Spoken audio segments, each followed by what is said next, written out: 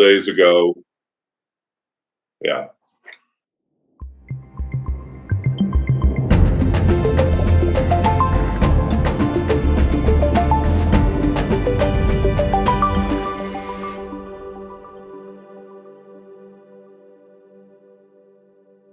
So just to kind of get started on this kind of blind tasting, once you get the kit, which was shipped, obviously you want to get it to room temperature, and then possibly open the bottles and let them breathe or let them have contact with air. I've done that for about 2 hours, and then prior to the tasting, I've decanted it into some small tasting cups. At which point I'll pour into a kind of a tulip-shaped glass. It could be a Glencairn, could be anything, to do the nosing and tasting part of it. Again, my name is Randall Bird. I'm wearing glasses, which I think are pretty funny, that make it look like I'm blocking out so you can't identify me, because, of course, we're doing a blind tasting of whiskeys today, and I just thought it'd be funny that you didn't know who the whiskey taster was, but I'll be taking these off. I don't need to have these on. And, you know, when I was putting together this kind of thing, I just wanted to show Michael and the crew something that I pulled out of the archives that I had, which was probably 2011.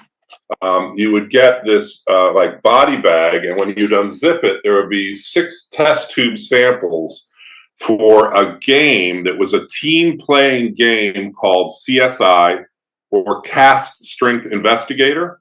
And so you had to solve what the mystery whiskeys were without any information other than the group teamwork. And you got like a couple like corners, bucks, or whatever you want to call it, so that you could purchase clues or information such as the proof strength, or whether it was what the mash bill was, or things like that, and trying to identify completely blind 6 different elements. So that harkened back to the tasting that we're doing today, fast forward now, however many years that is.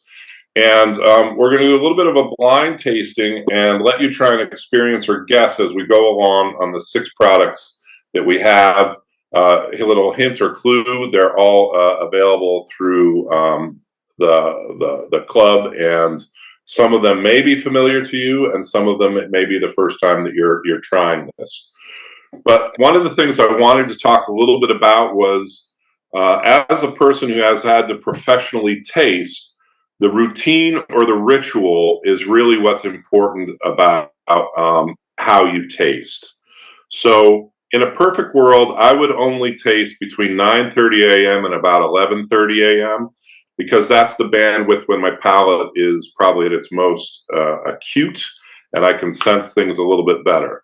You have to work with what you have, and so we're doing this tonight, and so that throws a little bit of a wrench into that.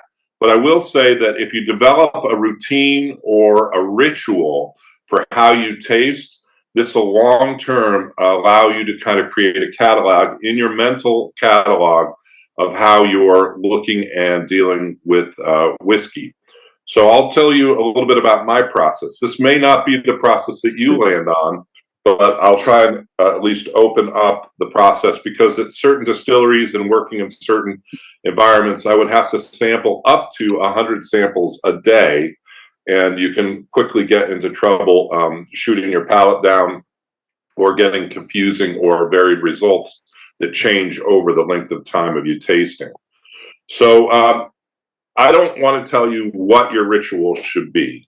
I will say that one of my palate cleansers that I use is Diet Coke, and this kind of freaks a lot of people out, but I will tell you that Diet Coke tastes anywhere in the world that you can buy Diet Coke. It is going to taste consistent. It does not leave, at least for me, an aftertaste on my palate, and it has a kind of a stripping quality that kind of lets me reset very quickly with my palate. I know several other blenders and distillers that use the same technique and the same product. I do not work or advocate Diet Coke. I don't particularly really like to drink it, but it has been my palate cleanser, because even if you're using water over time and in different locations will change the taste on your palate. So the first thing is that you have to have a palate cleanser. Maybe that's water, maybe it's tap water, maybe it is a certain type of spring water that you enjoy drinking. Whatever you're using as a palate cleanser, try and make that consistent so that each time that you're tasting, you're getting to those flavors and getting through without having to have that part of the equation. Or it's always consistent if it's part of the equation in what you're tasting. The second thing is, of course, nosing. And nosing is going to be very, very important to our process today. Just as a reminder, I'm sure there are tons of professionals out there, but if your lips are slightly parted and you're breathing in through your nose, you don't anesthetize or get it trapped in your sinus cavities, especially with the higher proof strengths, and there's some pretty high proof strength product here on the table in front of us.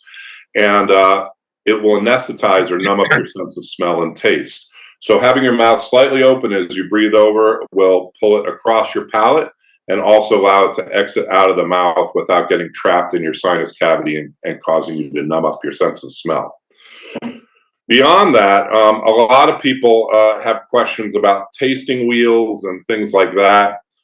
Over time, my recommendation is that you try and develop a mental catalog with flavors and aromas that you know and understand. So a lot of people like to look at, when they first start out, a tasting wheel or a nosing wheel.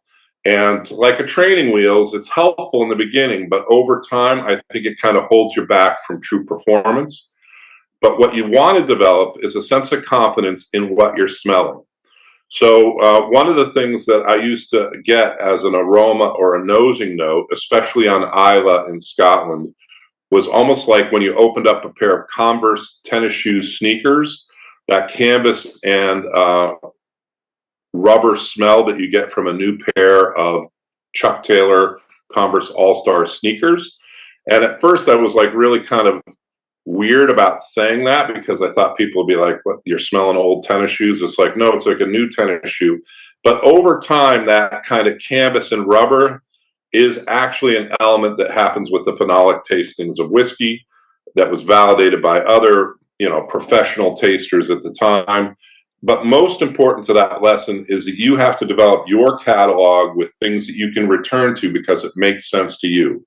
So bubble gum, inner tubes from a bicycle tire, things that you might not think of as the best, most creative, flowery descriptors. If you understand it, that will be helpful in you kind of dissecting what you're tasting and nosing. And then you want to be able to repeat and go back to those things so that you build your catalog off that. And if it doesn't align with the kind of a flowery, marketing-built tasting and nosing wheel, well, then I think a lot of people get thrown off. But your sense of smell and your memory about those smells is more important than what other people might try and sell you as the tasting and nosing aromas. So my first part of the process is I usually go through a quick nose of all the samples.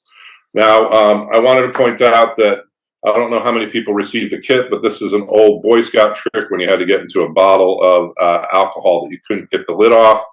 They cranked those down, but a light application of a pair of pliers will help kind of ease this off. Hopefully these have been open or at room temperature. I know if you left it on the porch this afternoon, it might be a little bit chilled. But and then I've had the caps off for several hours, and I've actually put it into a small tasting cup behind each of these samples. So what I'm going to do is going to do a quick run through and nose each of these. And just do the run. This is bottle number 1 in your kit through 6.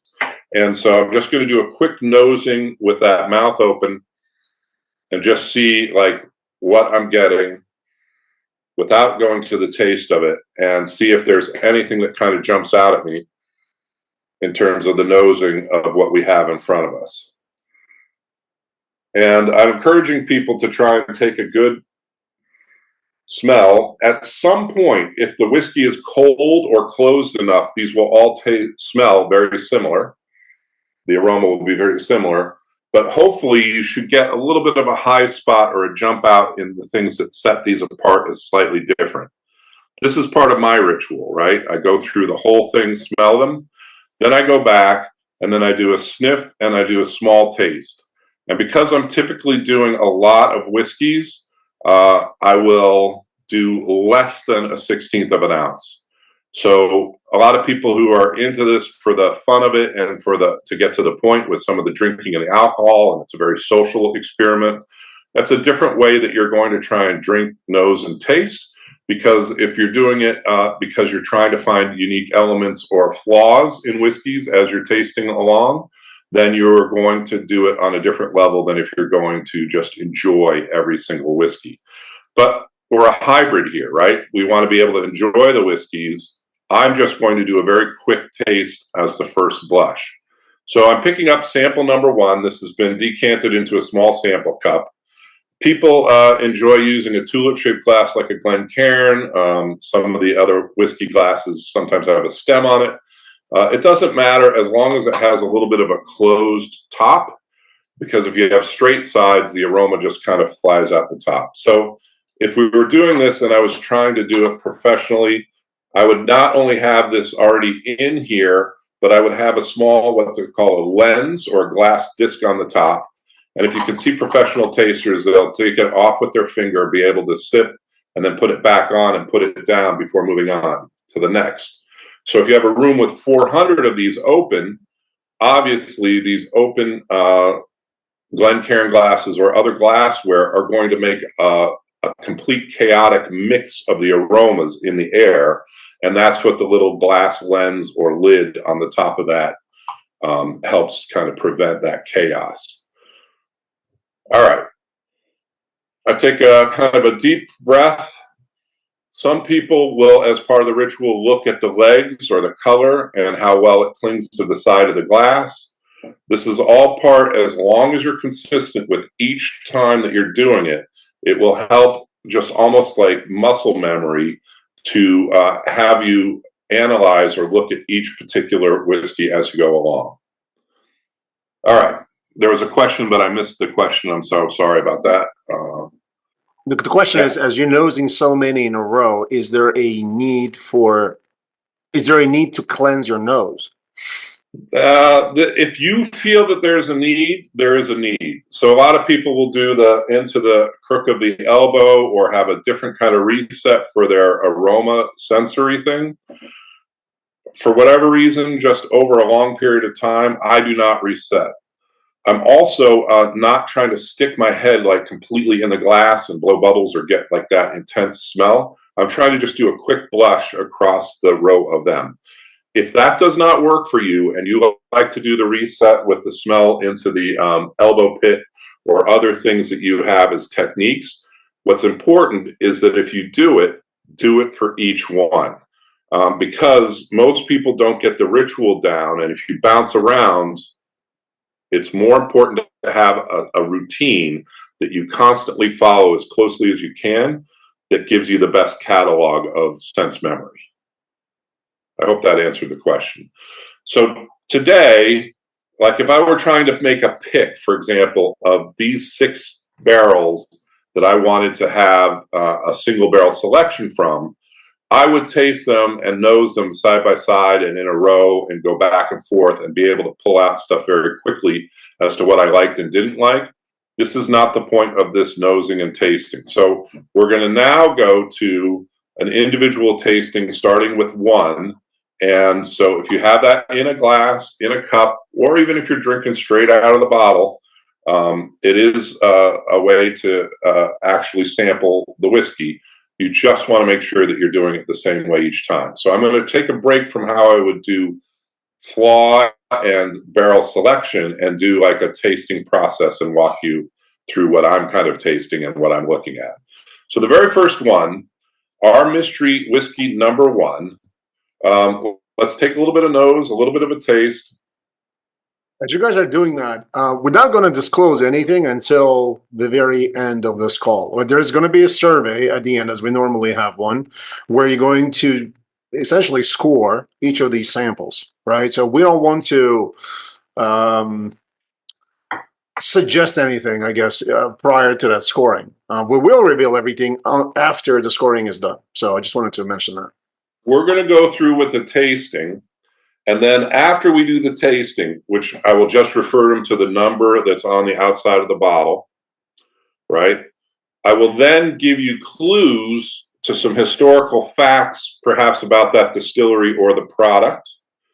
And then at the very end, after we've ranked or scored them, we'll then do the reveal. So I'm going to just kind of slowly pull back more and more information as we go through the nosing and tasting.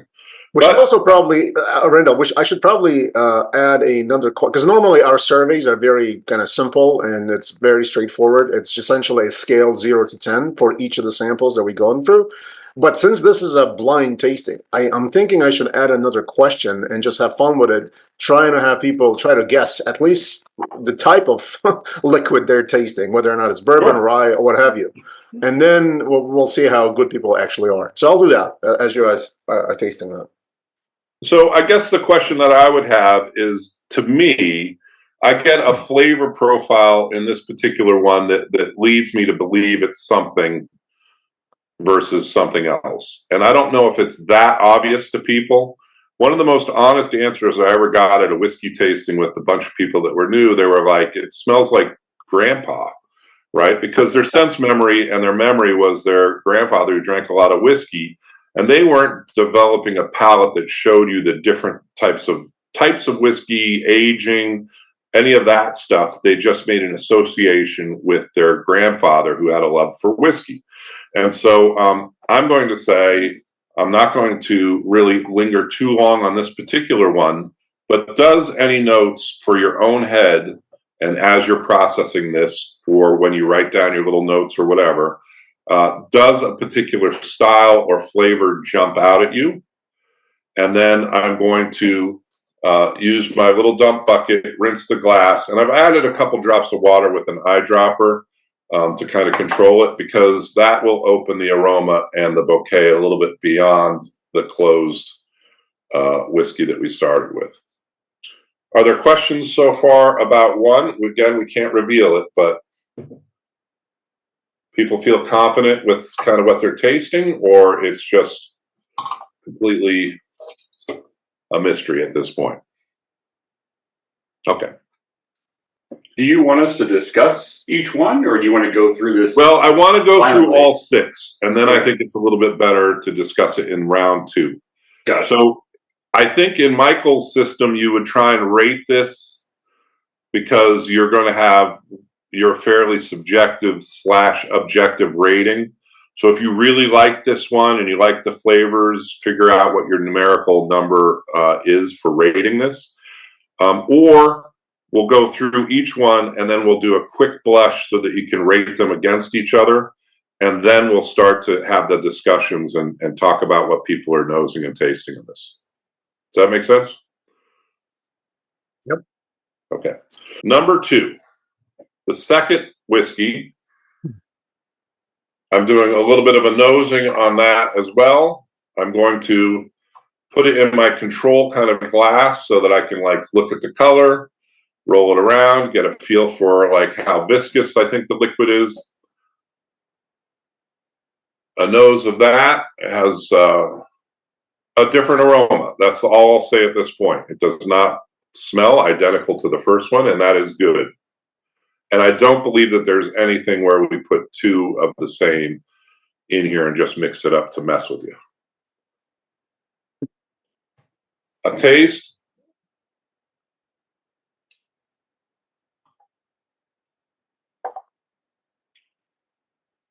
I'm feeling fairly confident about some of the notes that I'm finding on this one, personally. And I added a few drops of water to try and open that up, revisit it.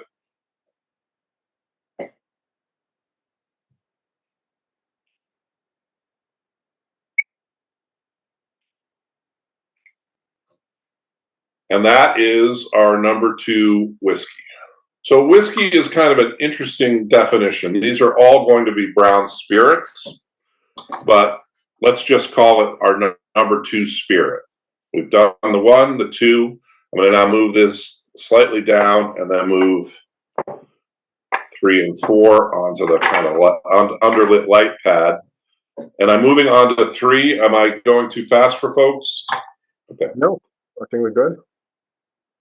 So rinse of the glass, put it into my control glass, look at it, check the color. See the viscosity, nose, small taste.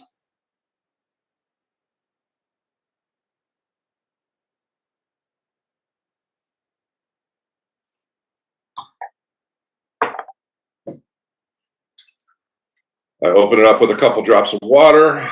Some people use a straw. Some people use a spoon with just the tip of the spoon dipped in to drop the water in. But just the tiniest amount of 1 or 2 drops is enough to open the aroma and flavor without drowning the whiskey. Oh, I switched the bottle numbers. So that was number 3. My question, I think, for everybody is, are they tasting different, or is your palate completely blown out and you don't know what you're actually tasting? So I just want to make sure I didn't. For me, 1 to 2 was very different, Yeah. and then 2 to 3 was very different. But then 3 and 4 are kind of similar. Okay. So I'm on my 4th. I think a lot of tastings people like to enjoy talking about the whiskey and chewing it over, and this is almost like a speed round version, which is probably more typical to how you would have to do it in a production facility than a conversational social setting with your club and friends around you. Oh, wow. You guys are number 4 or 5? 4, right? I'm on 4. Is that what Okay. Yeah, 4. Yeah. Mhm. I'll need to catch up with you guys. You guys are animals, probably just burning through everything. Now moving into the 5th one, and because I don't know if I swapped it by accident, I'm going to go directly from the bottle into the glass with this one. So. To me, 5 is very different from 4. Nose is very different, yeah. Even more so, palate. So that's number 5. And then, of course, concluding our speed round of tasting with number 6. 6 is vastly different for me. Yeah. 6 is vastly different? Yeah. Number 6. In what way? I think it's because, I'm not going to say it, but I think it's because it harkens back to a memory, right? So I can recall something, and so that's what I think it is. Got it. Recent memory or distant memory? Whiskey memory. Like No, recent or distant?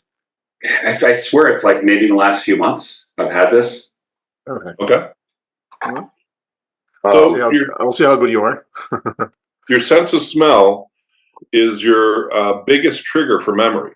And so if you can kind of develop this muscle of memory tied to aromas, even some stuff that you might find to be slightly negative, like leaves in the fall that perhaps are decaying, or something that's like a little bit of a funky cheese or things like that, you'll be able to overall enhance your memory and recall of other things if you can kind of develop this muscle. But it's counterintuitive to how we taste and knows things in general in our daily life. When I was in Scotland training and working on my Master of Whiskey kind of certification, we were encouraged to smell things, stop and smell things, even as we were taking a walk, like let's say out in the woods or whatever. And just pausing to always smell things, even things that I'm eating and tasting, people get kind of like weirded out. You're like, you're smelling a chocolate chip cookie. What do you think it's going to smell like? I'm like, it's just actually enhancing the overall taste and the experience each time that you do that, because you're adding a layer to both your memory and your enjoyment of it. Okay, so we've gone through the first 6. Everyone's finished the first 6 first try? Mm-hmm. Okay. So now I'm going to go back and try and get a little bit more of a conversation on each one. So for this one, again, I'm doing a tiny amount just so I can revisit it. And we're starting again with 1. We've gone through the whole series once. And at this point, I'm going to encourage people to kind of, so at this point, you've done your first blush. As we go through at this point, write down what you think your rating is, and know that by the end of the 6 that we do in this second round of tasting, that number can change, right?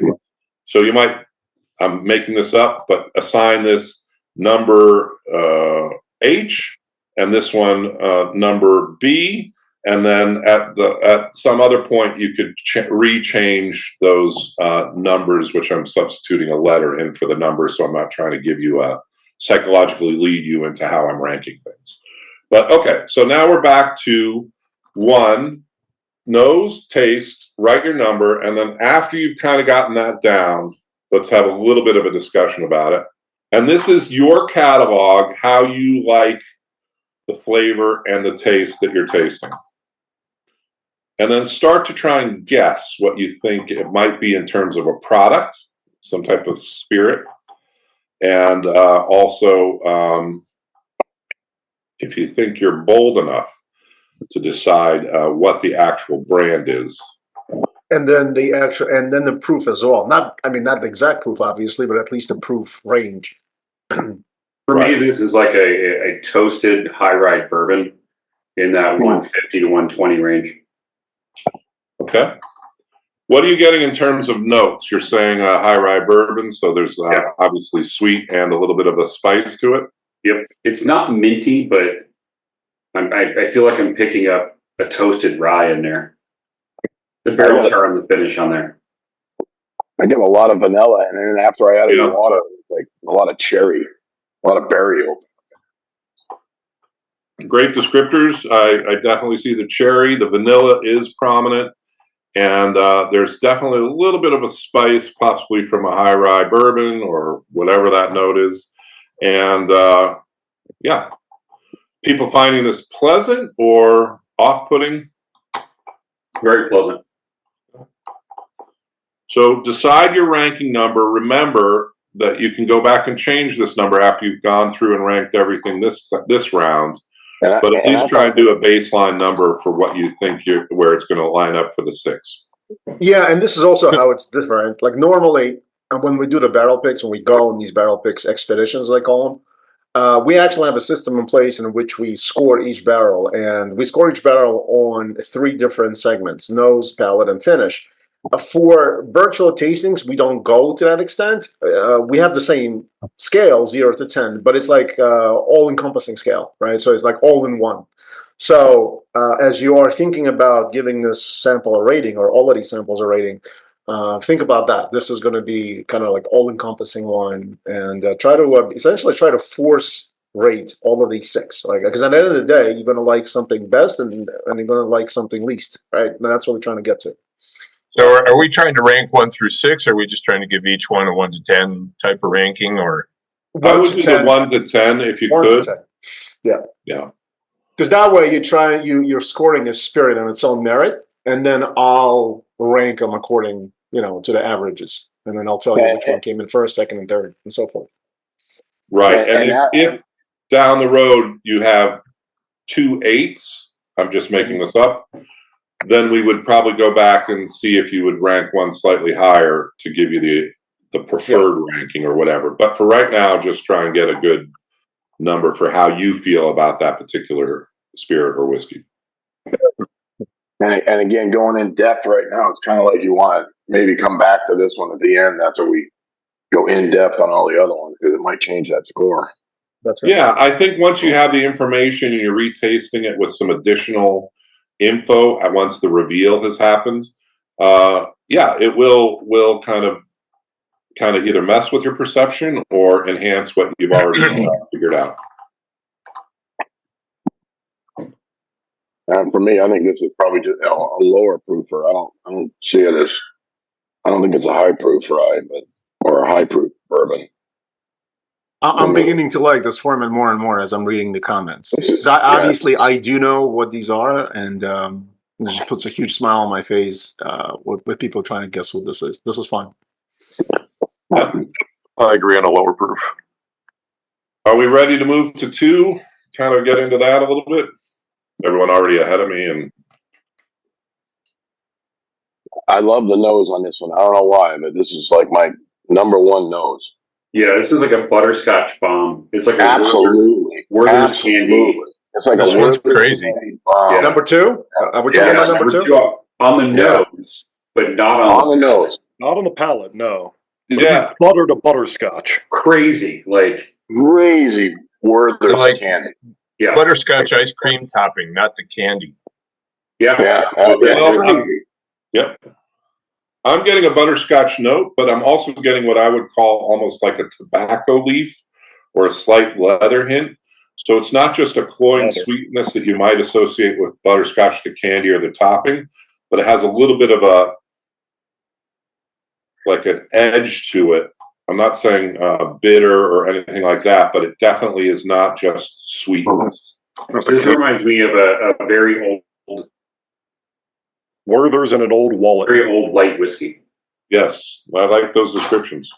I got a little of the Chuck Taylor the first time around. Not so much this time, but Yeah. Chuck, test it. It kind of makes me think it's that was it the Australian whiskey? I tried a while back. Starward.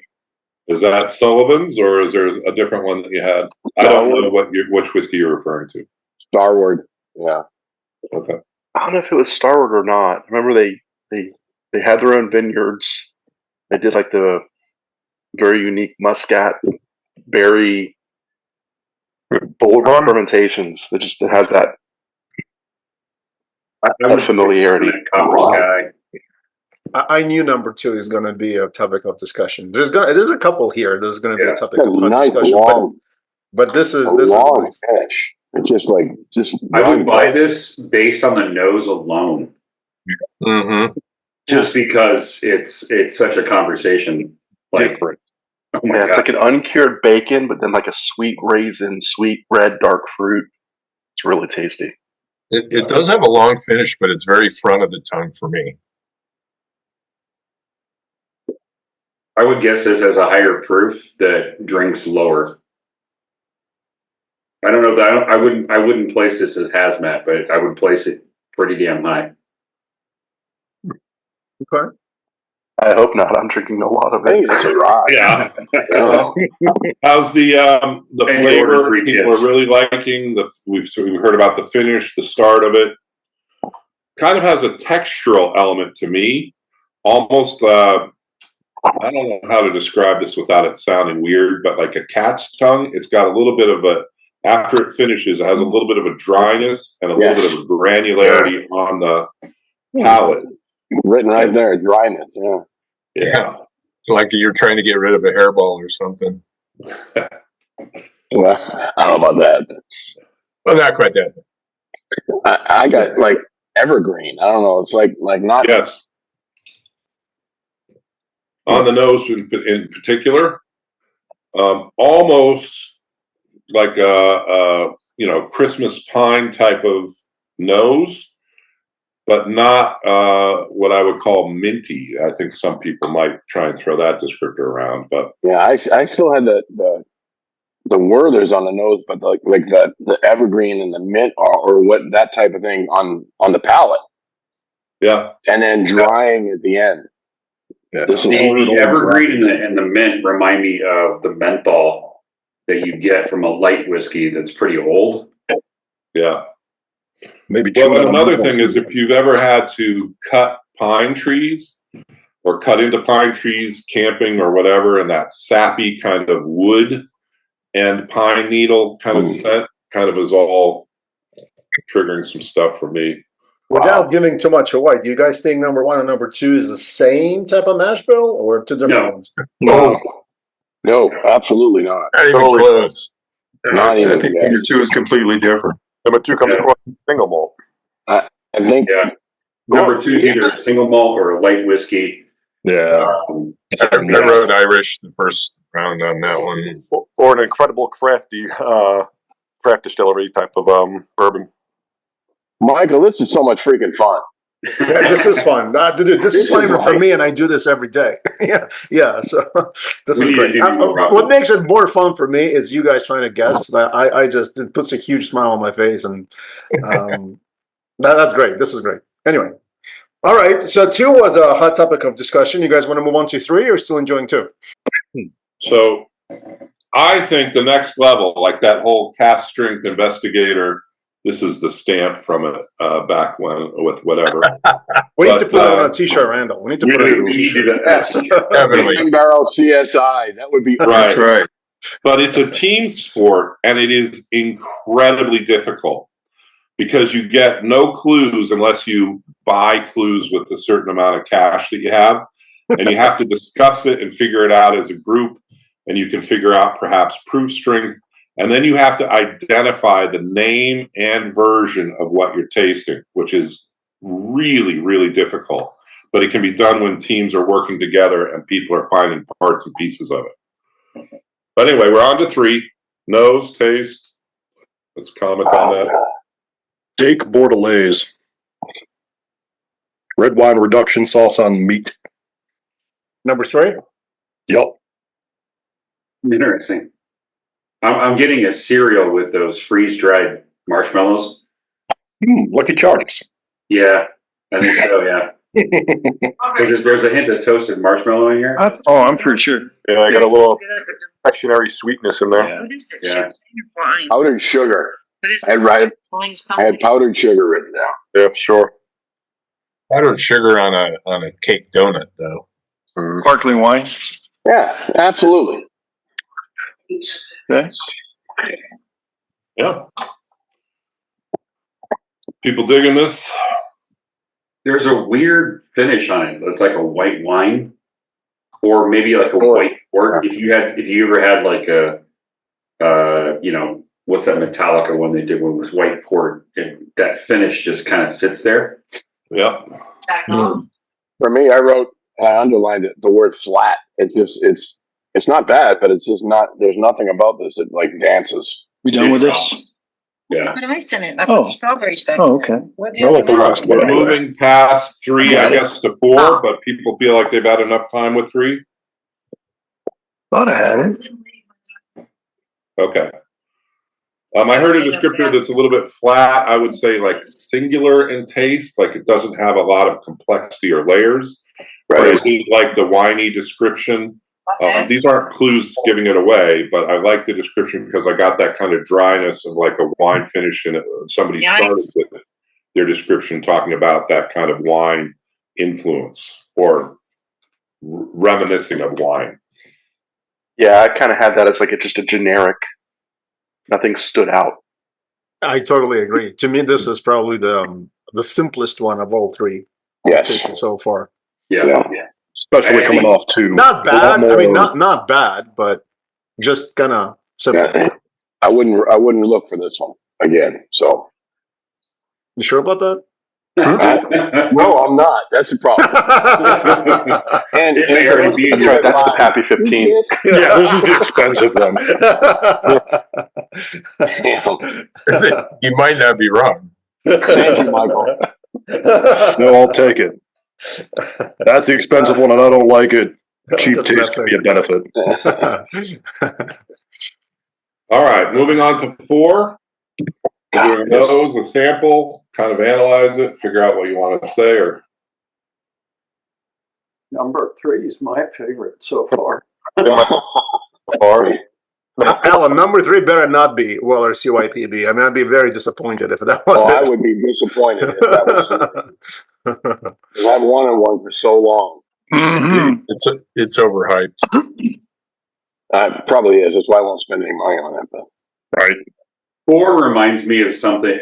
Actually, 4 kind of reminds me of either something made by number 3 or very similar, but maybe carried in a barrel a lot longer. Yeah. Right.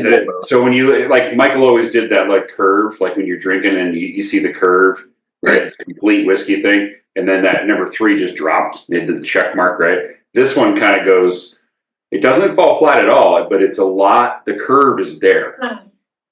This is the fruitiest one. So I really finished so on this one. A lot of berries. yeah.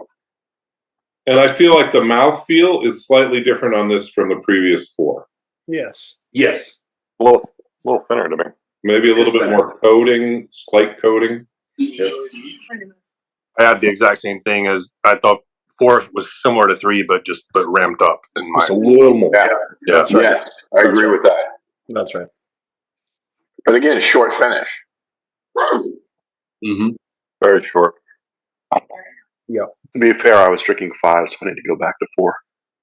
I mean, in fairness to all of these samples, when it comes to proof, we have all spectrum here, right? So like that, take that into consideration, and perhaps some of the finish comments are based on that. But you know, I've had lower proof whiskeys with great finishes too, so that's not. Yes, Yeah. I agree with that. They're harder to find though. Yeah. We're moving to 5. Is that what I'm hearing? All right, let's do 5. I don't want to rush folks, but you know, I think We 5 and wanna- 6 are going to be a hot topic of discussion as well, because yeah. they're really different from everything else. Yes. Now, Wow. Okay. nose, unlike anything I think we've nosed before, right? Yep. Okay. Out of this, All That's right. not giving anything away, but I'm really out there, but honest to God, it's like baked beans. I don't know. It's I like, want to know where you're getting your baked beans because I want to get them. Peanuts. yeah. To me, it's And very nuts. oaky, right? It's the Yeah. oakiest one of all out of all of them so far. It's yeah, oaky, maybe, yeah. but it's when you get an old bourbon and it's dusty and you get the peanut Yeah, shell, yeah, off the shell, shells. right? Like that. It's like you're walking in an Outback and they forgot to decorate the floor, so they just threw the peanut shells down. It still tastes like a young one that is coming across as old. I guess not. The finish keeps going on 5. I love the finish on it. I thought number 1 had a lot of oak on the nose, at least. Not as much on the palate, but number 1 came across pretty oaky to me too. Yeah, finish is long in this one. Yeah, I love it. You know what number 5 reminds me of? There's the Glenfiddich. That's the Scotch that's aged in the U.S. with the ex-bourbon one. Yes. Yeah. It The kind of 14 Glenfiddich? reminds me of that. Like just a touch of Scotch in there. I don't know why, but Are folks using Glencairn glasses? I have Viskies, but they're the same. Yeah, I am. As you empty the glass out, revisit the aroma that's trapped with no liquid. Oh, I have 6 glasses. And it's very wood shavings, wood pencil shavings intense, which is pretty neat. I've seen a few comments about number 5 being malty. I don't necessarily pick up the malt on this. I think if anything, out of these 5, number 2 was kind of like more malty than anything else. But Yeah. Not as big as 2. yeah. Yeah, 2 was old.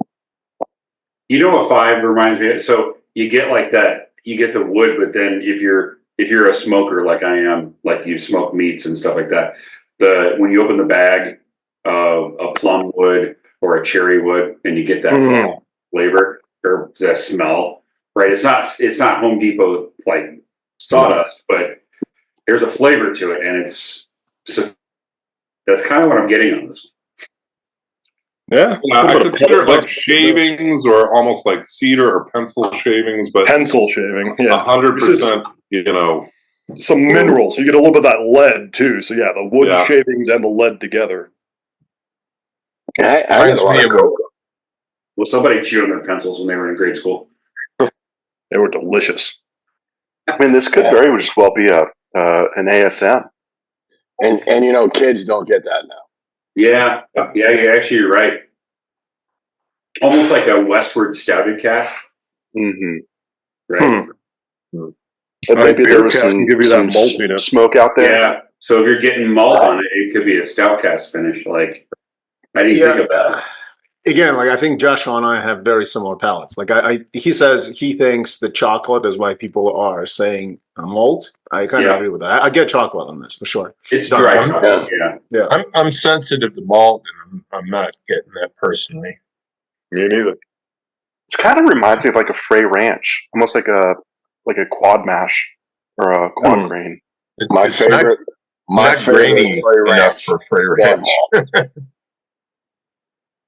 Speaking about Frey Ranch, and this has nothing to do with this tasting, but just so I have you guys on, we are going to do another Frey Ranch pick, and this time it's going to be rye. Excellent. We did the bourbon last year, and now it's the rye's turn. I'm driving up for that one. All right. I will be there for that one. All right. I think we're going to move to 6. And All right. 6 is definitely going to be, you should be well done with 1 through 5 before we approach 6. You don't say. And It's, no, I don't think it's a mistake that 6 is the last one. Oh my God, the nose is just wonderful. It makes me think of like new make with very, very little time in barrel. I know it's got some coloration, but it's almost got that acetone new make quality. It's also very fruity and flowery. That's a light whiskey. Yeah, very Cherry Coke. Like cherry RC cola. Yeah, there you go. No, that's not it. I like the flavor and the aroma, but it is, I think, a little bit different. And it definitely, to me, this tastes a little bit hot. It drops off. Like the palate just drops off. It does. It's hot, but it's quick. Agree with that. Maybe a high Maybe corn. 120 proof, but it would This be. is so complex. It's like there's so much going on. It's like so A complex. light whiskey. No. No, I don't think it's a light whiskey. Wow. Good info. What is that? It I feels find it familiar. delicious. That's what I think. But you got to It decide. does if feel you like it. very familiar. Well, The cherry RC cola and the slight menthol and the slight side. It's like, God, I've had this in the last few months. Like maple. I know what I hope this is. That is, All right, let's Rough save the finish is a guesses good until call. the next round. yeah, that's it. It's like the tectonic. Yes. the hell's up with that? Hold off on the guesses. We're going to wrap up with 6. People feel like they've gotten a chance to wrap their taste buds around that one. It wrapped it around my taste buds. Yeah. Yeah. No, that's. Wow. That's got to be, I think this has got to be the highest proof out of all. Yeah. Oh yeah, it's burning my lips. Yeah. Yeah. Yeah, I like this one. You guys always complain about not having enough proof in these tastings. There you go. Drink it through a straw, Ken. Oh damn! No, hell no. All right. That's I'm telling you right now, that's my number 1. All right. Rinse, cleanse your palates. We're going to go back to 1. I'm going to give you a couple little factoids or some little hints. And then we'll start to move towards the reveal of each of the whiskeys. Does that sound like a good plan? Or Yeah. Yeah. Then we'll do the survey. I'll basically put a Yes. link. Yeah, and then Okay. do the survey, and then we'll reveal it. Yep. Okay. Survey, then reveal. Yes. Yes. All right. So we're going to do the survey right now. No. No. Why don't we talk about it. a bit of a historical facts? It'll give people a bit more to go on, and then I'll put a link on. I'm sure that there are whiskey nerds out there that some of this may make sense to you and you may figure it out, but please kind of keep it to yourself. Instead of blurting out the answer, we're going to do the reveal after people have rated them. But just to put in the back of your mind, the first whiskey that we had is one of the oldest founded whiskeys in the Americas. And by that, I mean that people may have been making whiskey before them, but they're the ones that have legitimately claimed it as a business. For example, you could have a moonshiner or famous names that you know that are older than this particular brand, but this brand is one of the first founded whiskey companies. The also won in the last year, 2024, a very major award. And so I'm going to leave it at those 2 clues. When we get to the reveal, we'll talk a little bit more about those clues. And obviously, this is pre-prohibition, right? Which is pre-prohibition. Well, you just said oldest, so Yes. okay. So it's the oldest founded distillery in the New World, meaning it was a legitimate business instead of people making whiskey as they did on farms and communities since they got here. It's a pretty solid clue right there. Okay. Mm-hmm. So number 2, the clue that I'm going to give you is that it has the name of this brand is a location that is about as naturally far away nationally, the location from the actual distillery and business.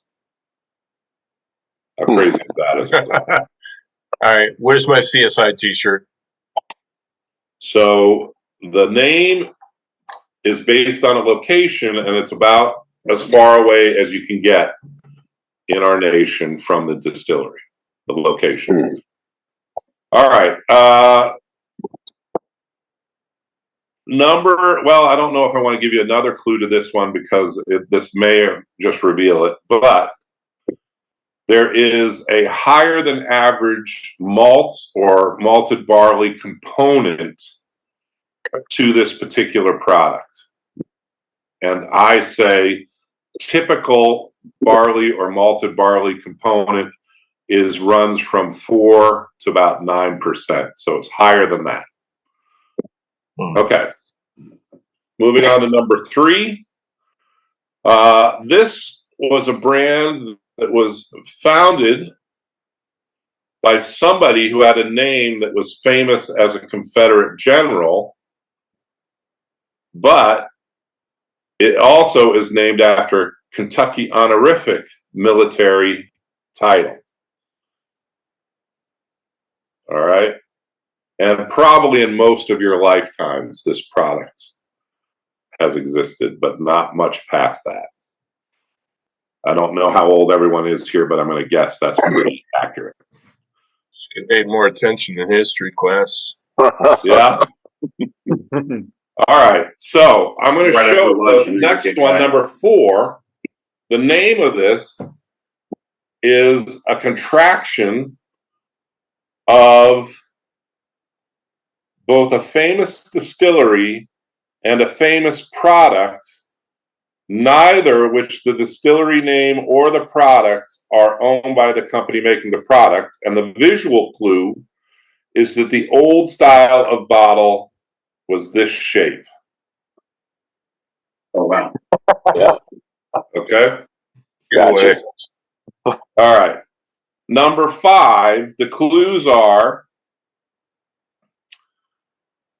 in this state that this is located in. It is the oldest operating distillery since Prohibition in this particular state. Okay. And number 6 is a northeast distillery that's located in a valley that lends its name to another or competitive product. So the name of the valley where this is the name of a somewhat famous competitive product or another product from that. That's a great clue, Randall. Okay. That's awesome. So I tried to give stuff that was like bouncing around a little bit on the clues without getting too nerdy. Yeah. And I think we're going to now go into the rating portion and then the reveal. Okay. It's funny watching your face, Michael, when he's giving the clues. It's watching your face. I'm thinking everything is on point. Everything. Yeah. And it's just enough. Like if you're truly a whiskey geek, it's just enough there for you to at least pinpoint the area. But it's not obvious enough. You know what I mean? This is great. Randall, thank you for doing this. This is great. No. By far, sitting around drinking whiskey with a bunch of people around the nation. What's wrong about that? Nothing. This is by far the best event we've ever done. By far. I agree. So the link to the survey is posted in the chat. As you guys are opening it, let me share my screen, and I'll walk you through it quickly. It's self-explanatory. It's not really all that difficult, but okay. So normally we only have a rating scale for the sample. right? But in this case, we've added 2 more questions to each sample. And essentially, it's asking you, okay, well, what do you think the sample is in terms of the mash bill? If you do know, so if you click on the other, it will, I think, reveal a text box. Yes. And then you can put anything you want. Like if none of these choices you think apply, then you can put whatever your own guess is, right? So that's that. And then the proof, I just went by ranges because obviously no one is going to be able to guess the exact proof, but if you at least can put it in a range, that'd be great. So that's really it. Take a few minutes, enjoy the whiskeys as you're doing it, and then we'll reveal. But this is fun. I've been reading some comments, and what I'm figuring out for myself is that there are a few new members in this club that my palate almost exactly aligns to, just based on their comments. And I think that's the point of doing these things. We just had a new member join, and his first question was, "Well, is there an opportunity to taste picks before we buy them?" And I went, "Well, if you're part of the picking team, then obviously yes. But if not, we have almost 2,000 people in a Discord community. It's going to be very difficult to get everybody to try it before we commit to a barrel. So in the absence of that, the best thing to do is to try to align your palate to someone who's going on these picks, normally. And then have faith in them to pick a good one. More blinds, please. We'll definitely do more of them. And I think that if you do a delayed reveal on what they are or some other things, there could be some prizes or honorary prizes, that you get to claim a title or something. That's a good idea. But yeah, let's make it a little bit more competitive, but still fun because, when I started in whiskey, I never thought I wanted to grow up and be just an asshole. And so that's the component of that is it was always about having fun and being with friends and people that shared an interest. And so I don't want to get too snooty or too much, crazy. I'm right, you're wrong, because everybody's opinion is their own. However, if you happen to match my opinion, you are in fact correct. I swear to God, I already own number 6, but I just can't figure out where from. You don't have many to pick from. If you want me to verify it, I'll come over to your house and drink some of it to make sure. Hey, you're welcome. That works. I'm sure you'll find something on that wall behind Chris that'll be good to drink. There's just a few things. Allegedly. Allegedly. We are 28 responses in, so let's just start. If people aren't done, they're not done. That's fine, but we have a critical mass, as you would call it. So, all right, I'm going to give you the additional information clue part, and then Michael, you can do the reveal of what the actual product is. Sure. So sample 1 got an average rating of 7, which means it would have been a pick if we were picking a barrel. Like normally, if it's a 7 for us or above, that's normally a pick. So 7 is good. The opinion is kind of split on what that is. Half of the people think it's bourbon. The other half thinks it's rye. There are some sprinkled single malt and even high rye bourbon guesses there. And the proof people are putting it in 100 to 120. At least most people are. So, Randall, do you want to give any other clues, or should I just reveal? Yeah, 2024, the Most Admired Whiskey in the World Award from Whiskey Magazine, Whiskey Advocate. And it was founded in 1753 as a company. And the name is a combination of founders' sons. And Michter's. Correct. It is Michter's. It is Michter's. It is Michter's 10-year-old rye. Yes. And it's 94 proof. Wow. Yeah, wow. I said no. 2 proof off. Damn. I was way off. I had 8 and 9. That a headshot. Okay. You guys ready to go to the second one? Yeah. Okay. Hit us. Wow. I want to know what this guy is. Sample number 2, 6.8. Actually fared a bit lower than Michter's. Wow. which is fine. Some people just clearly didn't like it. But that's fine. That's not for everybody. So a lot of people put it into a single malt. As I suspected, the guesses were kind of all over. Some people thought it was bourbon. Some people thought it was rye, Scotch, and then even single malt, finished single malts, finished ryes, maybe even light whiskey. And some said even tequila. There are no tequilas in this tasting. So I can tell you that. There are no tequilas, right? So what this is a Kings County Empire Rye prime barrel selection. And I knew I had this. Yes, it's a rye. Wow. Which I had to do not a double take, but a triple take. I verified it and then went back to them and said, "Are you sure this is rye? Because I'm getting butterscotch notes on this, and I've never had a butterscotch note on any rye." Crazy butterscotch. Ooh. Yeah. It's a rye, and they said. So here's the thing: they used to. That's crazy. They used to age their rye in smaller barrels. I think it was 15-gallon barrels that they used to do them in. And then recently, I think 4 years ago, they started putting them, I should say, in a full 53-gallon barrels. And those 53-gallon barrels have this unique butterscotch note to them. They actually sent me two, and I couldn't pick out a favorite. Like, I love them both. So here's another anecdote. Normally, when I get a set of samples, when I'm not there in person, I never finish them. We normally, able to select the best one from a sip or two. So I have plenty of leftovers. These I finished, and I finished doing other things. Like I was watching a game. Like I loved them so much that I finished them. So this is one of two. The second one will be coming in a few months in 2025. But this is a rye, yes, with the very predominant butterscotch. And the proof of this is 116. And you guys, well, some of them, 118. Almost a third of you guessed it right. Yeah.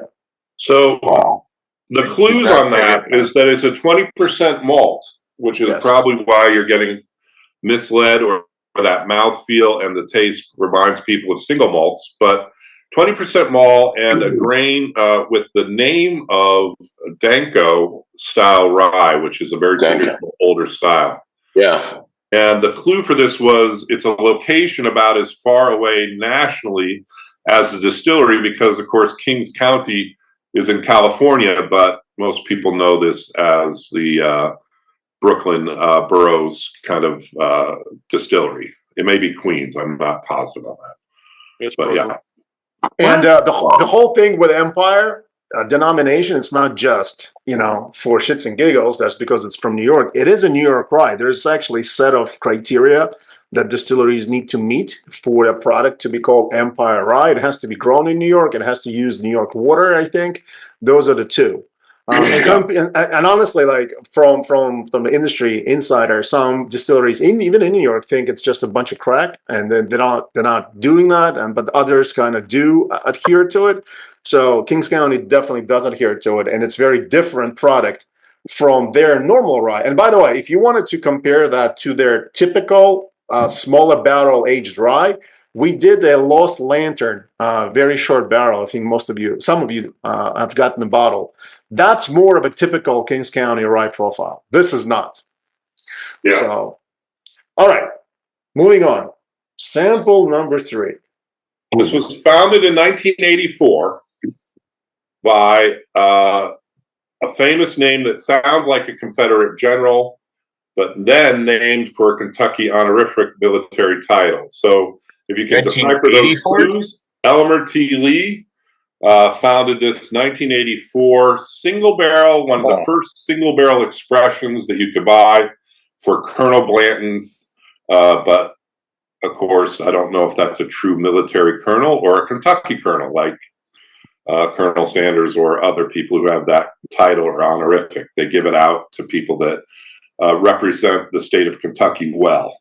It's also something that people buy and don't drink and use it as a currency to trade for something else. Yeah. For the most part. This is Blanton's? Yes, it is. Yep. Wow. Really? Yep.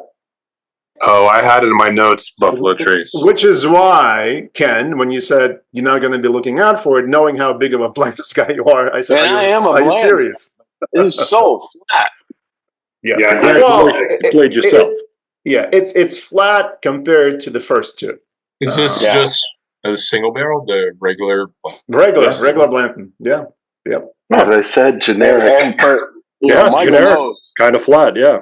Yeah, Michael knows a lot. I mean, I retired from the Marine Corps in 2004, and someone gave me a bottle of Blanton's as my retirement gift, and it drove me down this long well of whiskey, and Blanton's is an open bottle, not too far from me right now.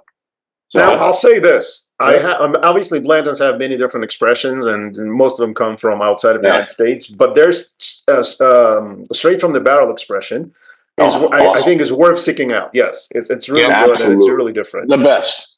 But yes, I did want to put a Blanton in this blind tasting just to give you almost like a reset point, right? Because people are chasing the bottle. I'm not sure if they're chasing it just for the horsey, if they're chasing it just for the status. I don't know what the reason is. To me, it's a mixer. To me, I would put it in a high fat, in an old fashioned. It just doesn't have enough going on. Right. Yeah, it's fine. It's just a reset for me, but it's just. Well, there you go. I still like it. Yeah. It's also a high rye bourbon, and contrasting it to our next pick, which is the original wheated bourbon. Yes. So for the people that were saying it's probably from the same place but more nuanced, you guys were right. It's Waller. It's Waller 12. Nice. I picked that. Okay. Yeah, I picked that one. That makes sense. Yes. Mm-hmm.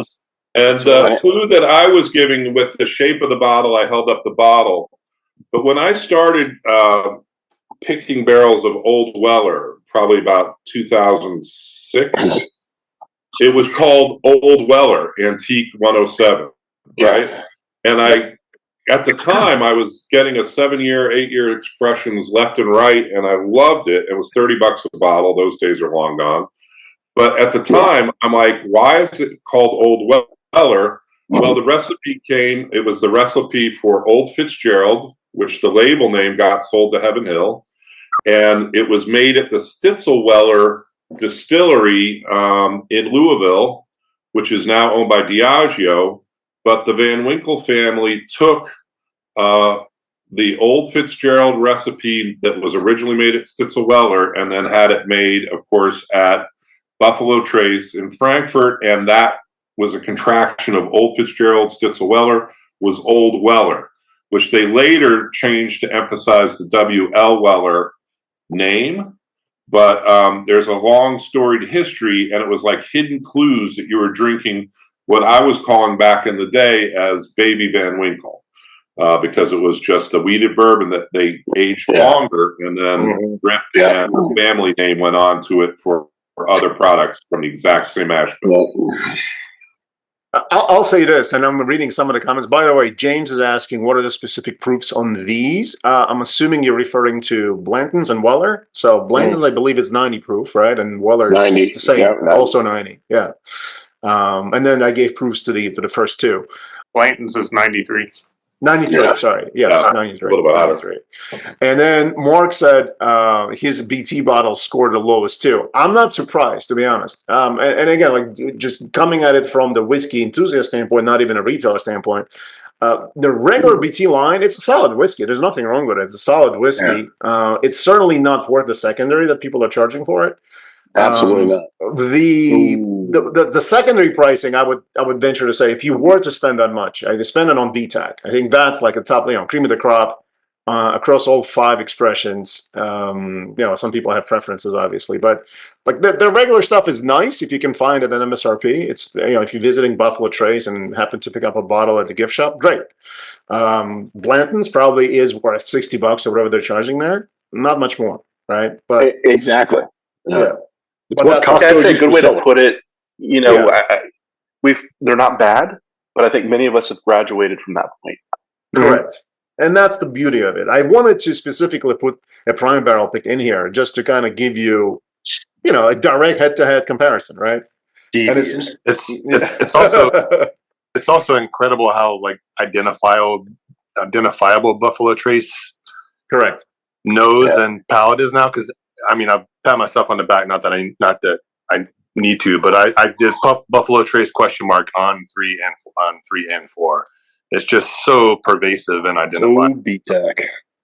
So last thing I'll say about Buffalo Trace. So there's a lot of hype in the market right now about the buff turkey, right? Like the wild turkey mash bill that's distilled Buffalo Trace, the 15-year-olds. Well, there are others on the market as well, and so we found a barrel. I think it's a 10-year-old barrel that we will be bottling under the Prime Barrel label. And that one is above 100 proof, and that drink's a lot more complex, I should say, than these two, right? And you'll find all of the usual notes, especially the cherry note of the Taylor line. But that's going to be. I just wanted to kind of mention that it's going to be coming I sometime think soon. the key with those is the mash bill at the age, which you don't Yes. get very often. Yeah. All Michael, right. that's why you were laughing so hard. I know. And that's why when I said that, that's why you were laughing. You were smiling. Yeah, that's why I said, are you sure about that? Yeah, exactly. So I love it. You know, I mean, it's still going to be on my shelf. I'm still going to drink it. But nothing wrong with it. But there's nothing You wrong drink with what it. you like. That's right. And I tell everybody at work asks me for Blanton's because they always know I have it, and I'll give them a bottle for whatever I pay for it, whatever. But this is just, and there's so much better out there. And I tell every single one of them, don't ever spend any money on it. If you want a good deal on it, I'll give you what I pay for it, and I never pay more than MSRP. I got friends that get it for me, and exactly. So I'm still a foolproof fan, but after that, it falls off pretty steeply. Oh, the straight from the barrel is if you're gonna spend some money on anything, buy the straight from the barrel. It's wonderful. Yes, absolutely wonderful. Yeah. If you get a good barrel. If you, but that's any single barrel is going to be like that. All right, I'm getting hungry. What is number 5? Number 5. We're going to play number 5, but I just wanted to interject really quickly. Is that I was getting a little bit tired of some of the Blantons and especially the hype, and the new pricing on the Blanton's Gold is a little bit, it's not great. But the flavor that I was getting out of some of the Blanton's Golds I've gotten this year are really exceptional.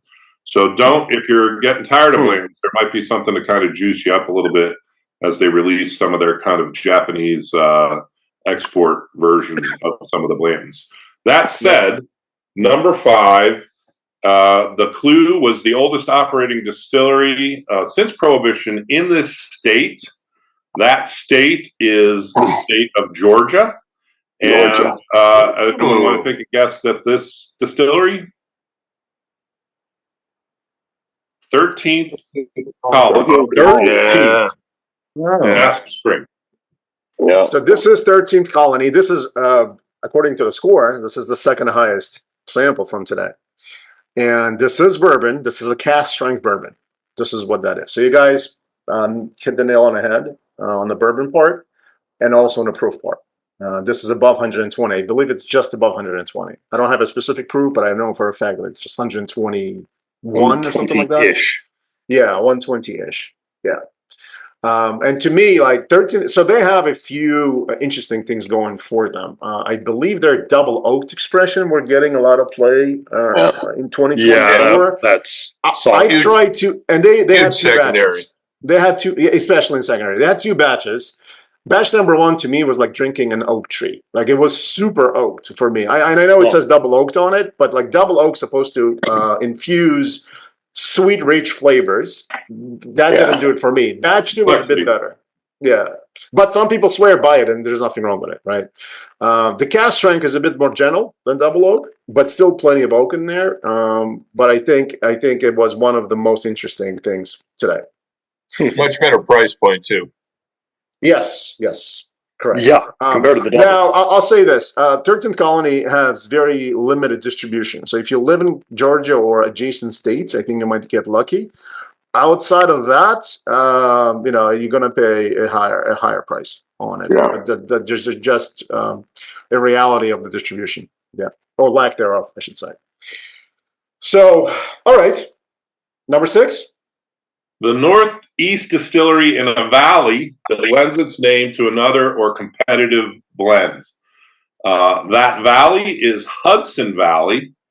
So, of course, you have the Hudson whiskeys from William Grant lineup in New York State. Does anyone want to throw out a guess on this distillery? And this is the highest rated sample from today, an 8.2.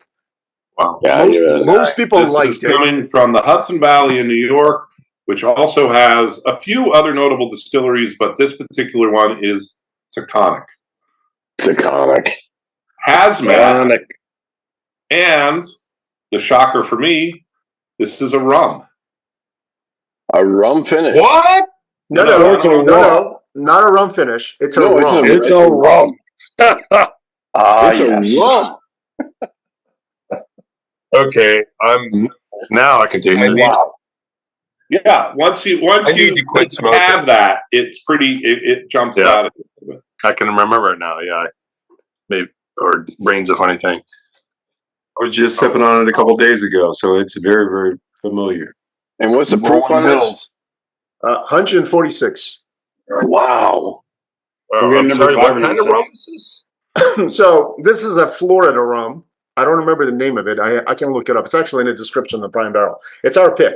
It's a hazmat pick that we have still a few bottles left. But the guy who owns the distillery, I know him very well. So every once in a while, he would text me and say, "Hey, I have this interesting thing. You might be interested." And so he texted me about this rum. And as a club, we wanted to do a rum thing for the longest, and we just never could find something that we could get behind. And when I tasted it, that was very similar to Kings County Rye, where I did a double take and then a triple take. When he sent them to me, like there was no identification on the bottle. It was just like a little sample bottle. I didn't know what I was drinking. I was sure, I was positive I was drinking bourbon. So I called him back and I'm like, well, this is cool. Is that like a rum finish? Because that's exactly where I went. And he's like, no, this is actually rum. And I go, yeah. And so we went with it, and kind of the rest is history. Yeah. So this is the Taconic? This is Taconic Distillery. Yes. They do have interesting bourbons as well. Like we've done their cognac finish and Mizunara finish, I think a couple of years back, which I still have a bottle of, and it's very tasty. But this is rum. This is rum that they brought from Florida and then aged in the Hudson Valley. Huh. Wow. Yeah. Well, I just bought 2 of them while we're sitting here. I think we'll do a bit more of these moving forward. I have a few ideas on how to do them. And now that we've done the first one, I hope, Randall, you'll join us for the next one as well, because you do a great job at hosting these. Absolutely. You have a plethora of knowledge. Every time you're on, I have fun, and that kind of like, there's a collateral benefit to me where I don't have to speak for an hour. So I appreciate your knowledge, appreciate your time, and if you guys have any ideas on how to make this even better, I'm always, I'm always open to ideas. But I was so stoked to see Randall pop up on the screen when I logged on, leading this up. It's like, Randall, what are you up to? What are you up to right now? If you, I'm about 6'7". I'm kind of taking a little bit of a break. My mom had some health issues, and I took a little bit of a break from what I was doing with Copper and Cask and a lot of stuff with Green River, and working a little bit. This is a little bit off the record with some Lexington-based ones that are up and coming and really hot products right now, and hopefully building some equipment for some of these folks. So you'll probably have a little bit more of a reveal, but unless everything is finalized and stuff, I don't want to speak out of school and tell you something that may not happen. But fingers crossed, be working on some brand new projects and some kind of really interesting distillery equipment, which could be a little bit of a game changer in the industry. So hopefully that was a teaser, just like a lot of these things were mysteries. I'm trying to be shrouded in mystery myself. So awesome. Well, thank you again. Thanks everybody. I know it's a weekend, so I'll let you guys get back to your Saturday. Thanks again for joining.